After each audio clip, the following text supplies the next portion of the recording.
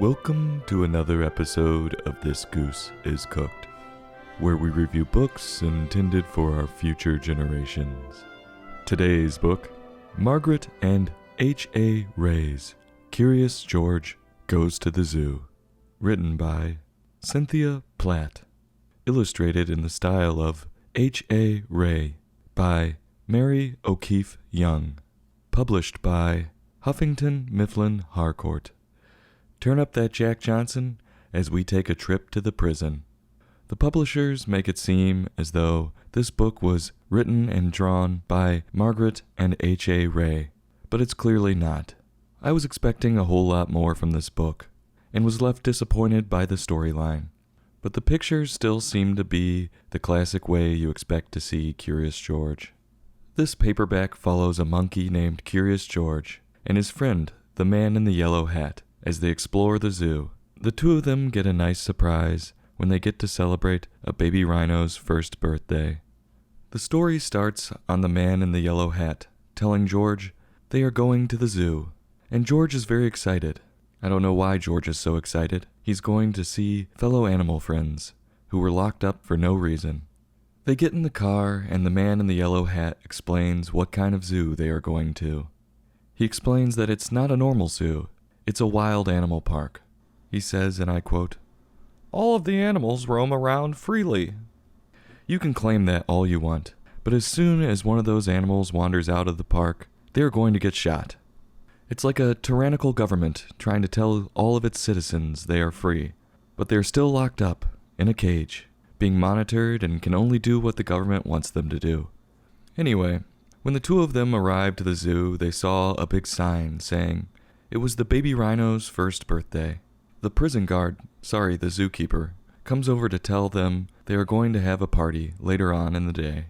They are excited, so George tries to walk into the park where the animals were through this ominous gate and fence, but the zookeeper frantically runs over and stops him, like she is hiding something.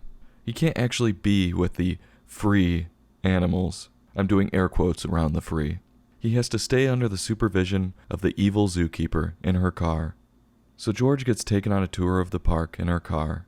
He sees a bunch of different animals, like giraffes and zebras. They even get to see a pride of lions. If those lions were really free to roam, don't you think a few of those zebras would be dead? Then George gets captivated by the flamingos. He leans out of the car to get a better view and accidentally falls out. Well, the prison guard, or zookeeper, whatever you want to call her, didn't notice and kept going. So George made the most of it. He danced with the flamingos, just bobbing his head. He had an encounter with a hippo. The hippo did not look happy. George seemed to think the hippo was yawning, and mocked him by doing the same thing back to the hippo. The hippos are known to attack people, and I have no clue how George got away from that hippo alive, but he did.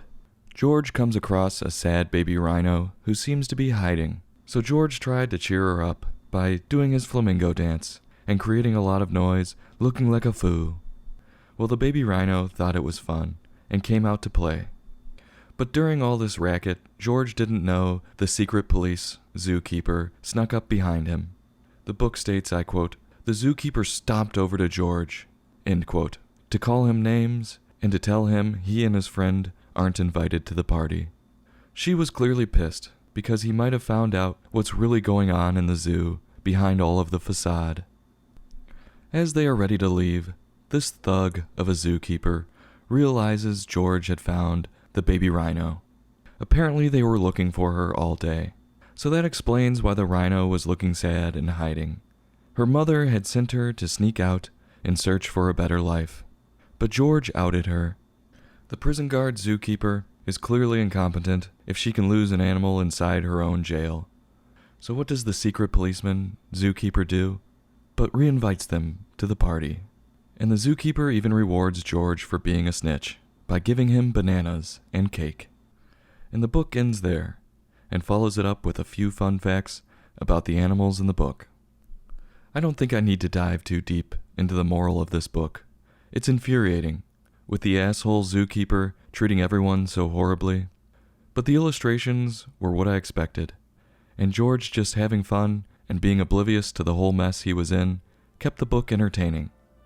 On a scale from 1 to 5, I'm going to give this book a 3.3. I'll have a heapin' helpin', and I'll think about going back for seconds. This goose is cooked. Join us next time for another in-depth book review.